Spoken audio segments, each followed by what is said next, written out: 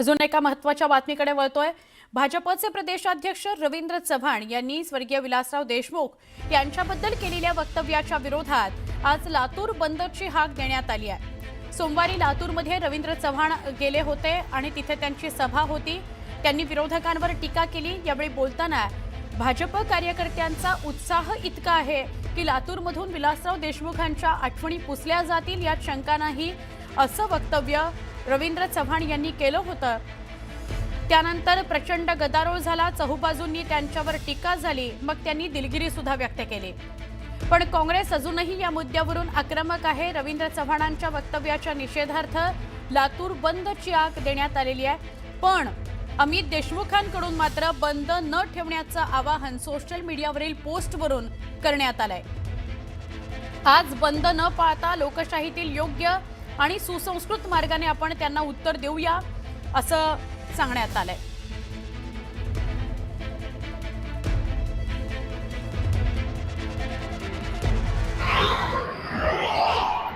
भाजपचे प्रदेशाध्यक्ष रवींद्र चव्हाण यांनी लातूरमध्ये माजी मुख्यमंत्री दिवंगत काँग्रेस नेते विलासराव देशमुख यांच्या विरोधात एक वादग्रस्त वक्तव्य केलं आणि त्याचे पडसाद आता लातूरमध्ये उमटू लागलेले आहेत। आज लातूर बंदचं आवाहन विविध संघटनांनी केलेलं आहे आणि त्या पार्श्वभूमीवर लातूरमध्ये सकाळपासूनच दुकानं बंद दिसत आहेत। रस्त्यावरची नागरिकांचा शुकशुकाट दिसतोय, काही वाहनं या ठिकाणी दिसत आहेत। मात्र या बंदमध्ये आता व्यापारी मोठ्या प्रमाणात सहभागी होतात का हे पाहणं महत्वाचं ठरणार आहे। कारण माजी मुख्यमंत्री दिवंगत विलासराव देशमुख यांचे ज्येष्ठ सुपुत्र आमदार अमित देशमुख यांनी बंद मागे घेण्याचं आवाहन लातूरकरांना केलेलं आहे। कुठलाही बंद पुकारू नये असं आवाहन केलेलं आहे।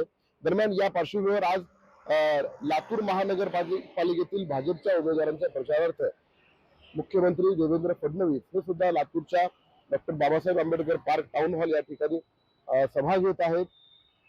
या पार्श्वभूमीवर मुख्यमंत्री विलासराव देशमुख यांच्या बाबतीत लातूरमध्ये येऊन काय बोलतात हे पाहणं आता महत्वाचं ठरणार आहे। खरं तर कालच मुख्यमंत्र्यांचं वक्तव्य सुद्धा येऊन गेलं होतं, विलासरावांच्या आठवणी कुणीही पुसू शकणार नाही असं मुख्यमंत्री यांनी सांगितलेलं आहे। त्या पार्श्वभूमीवर आज मुख्यमंत्री लातूरमध्ये आल्यानंतर विलासरावांवर काय बोलतात हे पाहणं सुद्धा महत्वाचं ठरणार आहे। अमित देशमुख यांनी बंद वापस घेण्याचं आवाहन केलेलं आहे। तर विविध संघटनांनी पुकारलेल्या या बंदला लातूरकर आता कसा प्रतिसाद देतात हे बघणं महत्वाचं आहे। तर विलासराव देशमुख हे लातूरचं त्यांनी अनेक वर्ष प्रतिनिधित्व केलेलं आहे। लातूरचं प्रतिनिधित्व करत असताना विधानसभेमध्ये ते मुख्यमंत्री, दोनदा मुख्यमंत्री सुद्धा महाराष्ट्राचे झालेले आहेत आणि ऐन निवडणुकीच्या धामधुमीत रवींद्र चव्हाण यांनी केलेल्या वक्तव्याचा सर्व स्तरातून निषेध होत आहे। अनेक भाजपचे कार्यकर्ते सुद्धा सोशल मीडियावर याचा निषेध करताना दिसत आहेत। या पार्श्वभूमीवर आता लातूरमध्ये मुख्यमंत्री आल्यानंतर ते यावर काय बोलणार, बंदला कसा प्रतिसाद मिळणार हे पाहणं आता महत्वाचं ठरणार आहे।